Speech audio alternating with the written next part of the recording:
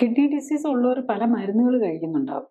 ആരും വെറുതെ kidney disease ആകുന്നില്ലല്ലോ. അതിൻ്റെ കൂടെ പ്രഷർ ഉണ്ടാകും, കൊളസ്ട്രോൾ ഉണ്ടാകും, പിന്നെ ഹാർട്ടിന് പ്രോബ്ലം ഉണ്ടാകും.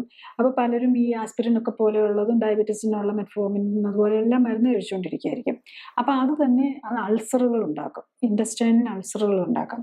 പിന്നെ പലർക്കും ഈ ഈ പേഷ്യൻസിനെല്ലാം തന്നെ ഗ്യാസ്ട്രിക് പ്രോബ്ലം ഉണ്ടാവും.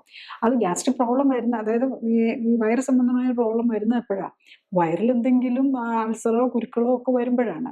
അപ്പം അത് വരുമ്പോൾ എന്താ ഈ ബ്ലഡിലേക്ക് നമ്മൾ അവിടെ കുരുക്കൾ, ഇപ്പം നമുക്കറിയാം സ്കിന്നിൽ ഒരു മുറിവ് വന്നു കഴിഞ്ഞാൽ അതിനകത്തോട്ട് ബാക്ടീരിയ ഉള്ളിൽ പോകുമല്ലോ.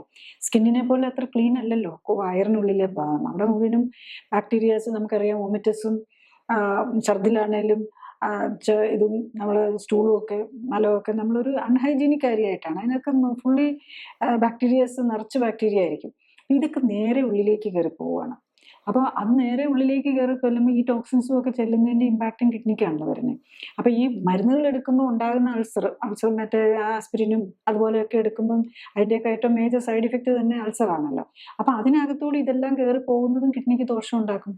പിന്നെ മറ്റ് ഇൻഫ്ലമേറ്ററി ബൗൾ ഡിസീസ് ഒക്കെ പോലെയുള്ളവർക്കും ഡെഫിനറ്റ്ലി നമ്മൾ നോക്കണം, കിഡ്നിക്കും പ്രോബ്ലം ഉണ്ടാകാം.